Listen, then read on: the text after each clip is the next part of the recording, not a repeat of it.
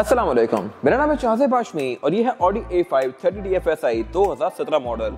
अगर आप पाकिस्तान में एक लग्जरियस कार लेना चाहते हैं जो कि प्राइस के लिहाज से बहुत ज़्यादा महंगी भी ना हो, सेविंग से एक लेवल ऊपर जाना चाहते हैं और जिसका सोशल स्टेटस भी अच्छा खासा ज़बरदस्त हो, तो ये गाड़ी एक बेस्ट ऑप्शन है। लुक्स के लिहाज से ये गाड़ी सही हेड टर्नर है और दिखने में ये गाड़ी अच्छी खासी महंगी लगती है, लेकिन उतनी महंगी है नहीं।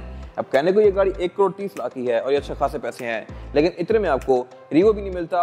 सिविक मिलती है, वो से थोड़ी सस्ती है, लेकिन सिविक से अगर आप जरा सा ऊपर जाएं तो फिर आपको ये गाड़ी मिल जाएगी जो कि बहुत लग्जरियस भी है, खूबसूरत भी है और फीचर्स के लिहाज से एक्यूरेट भी है। और इसके अलावा पावर के लिहाज से भी ये गाड़ी डिसेंट है। ये सब मैं कवर करूंगा आगे जाके। फिलहाल अगर बात की जाए इसकी प्राइस की, तो ये इस्लामाबाद रजिस्टर्ड है, 1 करोड़ 30 लाख की है और सेगमेंट मोटरस्पोर्ट के पास अवेलेबल है। ऑडी की लाइन में ये मिडिल में आती है और अगर आपने इसके बारे में कोई इन्फॉर्मेशन लेनी है तो आप दिए गए नंबर पे कॉल कर सकते हैं या फिर आप सेगमेंट मोटरस्पोर्ट को विजिट कर सकते हैं, जो कि रावलपिंडी में DH2 क्रिकेट के ऑपोजिट लोकेटेड है। हमारी एक और ब्रांच भी है रावलपिंडी मरी रोड पे।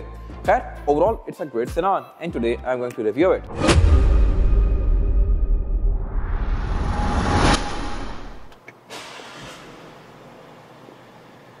Let's have the exterior of this car. लुक्स के लिहाज से ये गाड़ी काफी स्लीक और कर्वी सी है। करेक्टर लाइंस में काफी स्ट्रॉन्ग दी गई हैं और फीचर भी इसमें डिसेंट आते हैं।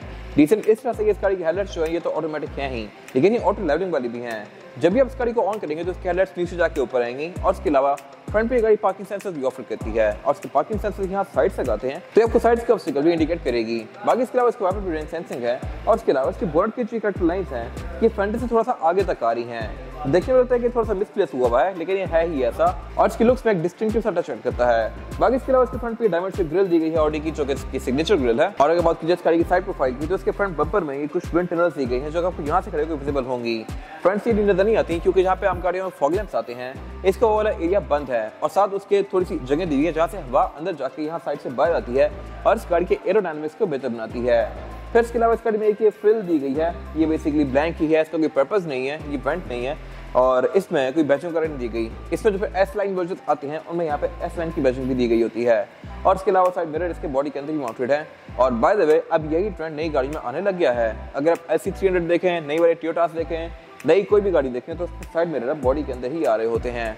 फिर इसके अलावा साइड मिरर रिट्रैक्टेबल हैं, एडजस्टेबल हैं, इनमें ऑटो का फीचर भी आता है और इंडिकेटर भी आते हैं और ये साइड मिरर हैं भी हीटेड। और अगर बात की जाए इसकी एब्सोल्यूट साइड प्रोफाइल की, तो साइज के लिहाज से ये गाड़ी सिविक वगैरह जितनी है, लेकिन लुक्स और फीचर्स के लिहाज से बहुत डिसेंट है। ग्राउंड क्लियरेंस के लिहाज से भी गाड़ी सफिशिएंट है और पाकिस्तान में आपको तंग नहीं करेगी। बाकी इसके अलावा ये गाड़ी पैनोरामिक रूफ ऑफर करती है जो कि लोकली अब जाके सोनाटा वगैरह में आना शुरू हुई है, वरना ये गाड़ियां काफी पहले से ऑफर कर रही हैं। फिर इसके अलावा इस गाड़ी के बारे में एक चीज़ इंटरेस्टिंग है, वो ये है कि इसमें 2 मेन बॉडी टाइप्स आती हैं। एक तो ये जो कि सेडान है या इसका स्पोर्ट बैक कह सकते हैं, और फिर इसमें एक और टाइप आती है कन्वर्टेबल, जिसकी छत फोल्ड होती है। अब उसकी वजह से इस गाड़ी की डोर्स को बॉटलेस रखा गया है। इसको ओपन करता हूँ और विंडो को रोल डाउन करता हूँ तो इसका डोर बेसिकली इतना सा ही बच जाता है। ऊपर इसमें कोई फ्रेम नहीं है जैसा कि मोस्टली गाड़ी में होता है और हो भी नहीं सकता क्योंकि ये गाड़ी कन्वर्टेबल भी ऑफर होती है, तो अगर फ्रेम होता तो कन्वर्टेबल में नीचे ना जाता। इसके बारे में इंटरेस्टिंग चीज़ ये है कि इसके डोर का जब बंद करते हैं तो इसकी विंडोज रोल अप होती हैं और जैसे आप इसको खोलते हैं तो इसकी विंडोज रोल डाउन होती हैं और ये फिर खुलता है। बाकी इसके अलावा स्मार्ट एंट्री इसके चारों ही डोर्स में आती है, यानी कि मैं किसी भी डोर से इसको लॉक अनलॉक कर सकता हूँ। एंट्री और एग्जिट भी इस गाड़ी में आसान है। और जहाँ तक बात है इस गाड़ी के इस वाले एरिया की, तो ये भी इंटरेस्टिंग है। यहाँ पे कुछ चीज़ें डिफरेंट हैं इस तरह से कि इस गाड़ी को लोग समझते हैं कि रेयर व्हील ड्राइव होगी, बट ये रेयर व्हील है नहीं, ये फ्रंट व्हील है। ऑडीज A6 तक फ्रंट व्हील ड्राइव होती हैं और बाकी इसके अलावा करेक्टर लाइंस यहाँ पे काफ़ी स्ट्रॉन्ग है और देखने में तो ये गाड़ी आम सेडान की तरह ही लग रही है, लेकिन ये डिफरेंट है इस तरह से कि ये गाड़ी स्पोर्ट बैक आती है प्रियस की तरह।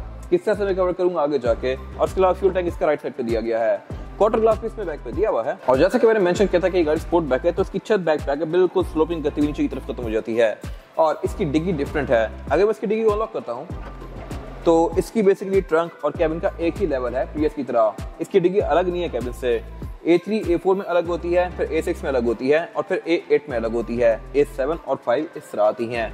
फिर इसके अलावा इसकी ट्रंक में प्रॉपर सेपरेटर दिया गया है, रियर बेंचेस के फोल्डेबल हैं। नीचे इसके डिग्गी लिड को उठा के आप इसका स्पेयर टायर एक्सेस कर सकते हैं जो कि साइज के लिहाज से अच्छा खासा बड़ा है। रिम इसका 20 इंचेस का है और इसके अलावा टायर्स में स्पेयर टायर भी कॉन्टिनेंटल का है। टेलगेट इस गाड़ी में पावर्ड है जो कि इस प्राइस पॉइंट पे बहुत ही कम गाड़ियां ऑफर करती हैं और इसके अलावा बाकी एग्जॉस्ट इसमें बैक पे एक ही आता है। अब ये A5 का प्री फेसलिफ्ट वाला वर्जन है जो कि 17-18 में आता था। 19 में इस गाड़ी को फेसलिफ्ट कर दिया गया था और वो गाड़ी कंपैरेटिवली से काफ़ी महंगी होती है। ये गाड़ी 30 TFSI है, वो गाड़ी 35 TFSI होती है। अब TFSI एक्जेक्टली क्या है ये मैं कवर करूंगा आगे इंटीरियर सेक्शन में जाके। और अब अगर बात कीजिए इस गाड़ी के इंटीरियर की तो ये भी इस गाड़ी का टोटली वर्थ इट है। हर लिहाज से गाड़ी पैसे पूरे करती है।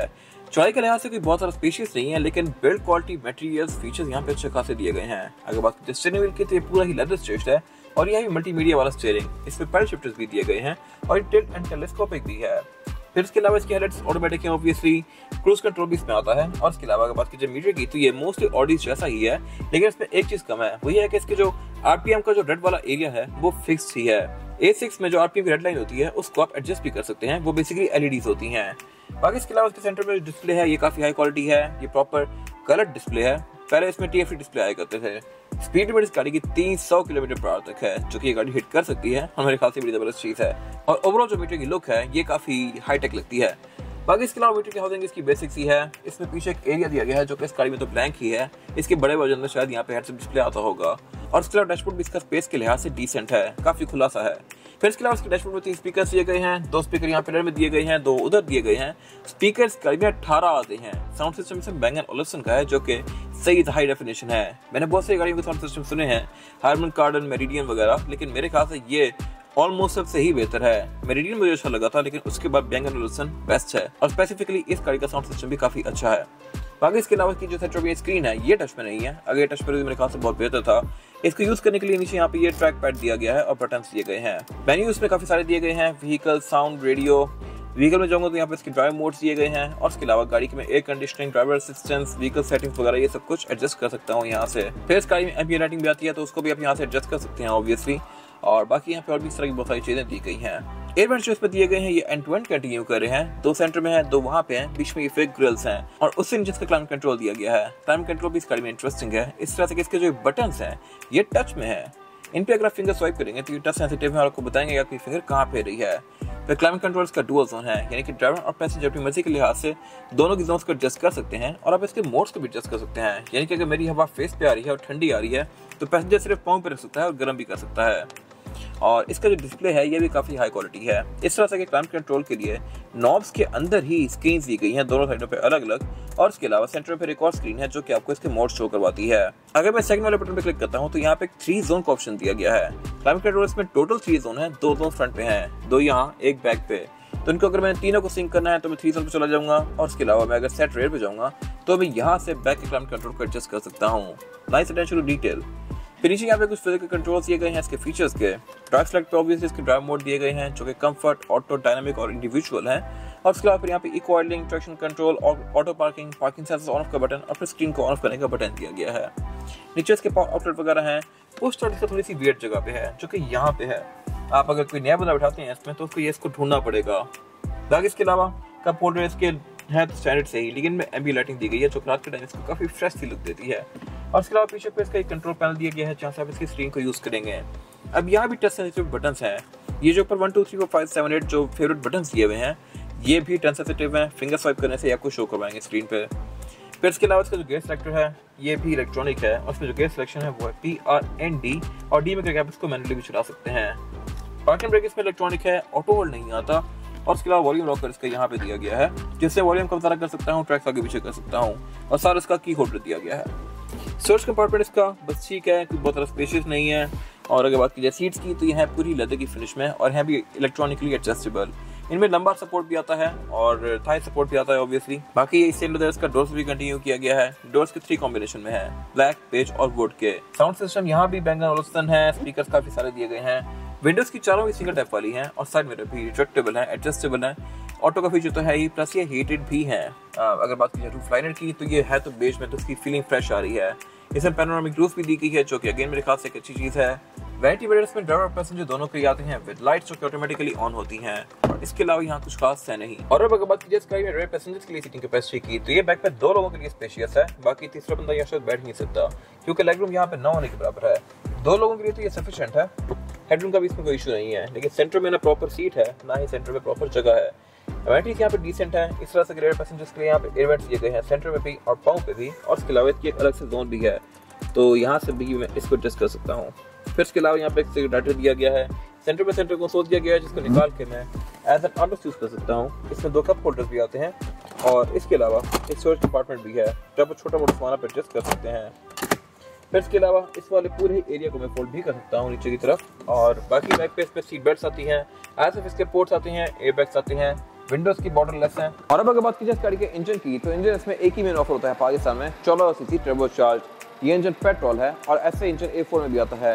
परफॉर्मेंस के लिहाज से ये थोड़ा सा बेहतर है और ये गाड़ी 152 हॉर्स पावर प्रोड्यूस करती है, जो कि सफिशिएंट है बॉडी साइज के लिहाज से। ये 30 TFSI वाली गाड़ी है, 35 में थोड़ी सी इंप्रूवमेंट्स कर दी गई थी। अब TFSI का मतलब यह है कि टर्बोचार्ज फ्यूल स्ट्रेटिफाइड इंजेक्शन, जो कि ऑडी की प्रोप्राइटरी टेक्नोलॉजी है और ये इसके इंजन के ऊपर लिखा भी हुआ है। बाकी इसके अलावा इसमें ट्रांसमिशन ऑटोमेटिक की ऑफर होती है और इसमें फिर ABS, traction control, drive modes वगैरह सब आता है, जो कि इस गाड़ी को बेहतर बनाता है। फिर इसके बोर्ड के अंदर इंस्टॉलेशन भी दी गई है और बोर्ड इस गाड़ी का ओपन भी हाइड्रोलिक से होता है।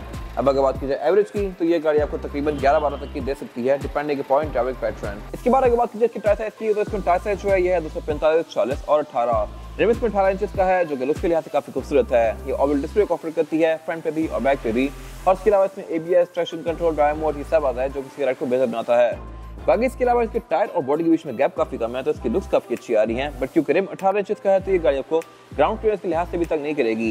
ये मेरे ख्याल से गाड़ी एक पाकिस्तान के लिए अच्छा ऑप्शन है। ये था आज का रिव्यू। अगर आपको रिव्यू पसंद आया है तो इस रिव्यू को लाइक कीजिए, मेरे चैनल को सब्सक्राइब कीजिए और अगर आपके पास इस गाड़ी से रिलेटेड कोई भी राय है तो उसको कमेंट सेक्शन में शेयर जरूर कीजिएगा, ताकि वो लोग जो ये गाड़ी लेने वाले हैं वो आपकी राय से फायदा उठा सकें। अपना ख्याल रखिएगा। Thank you.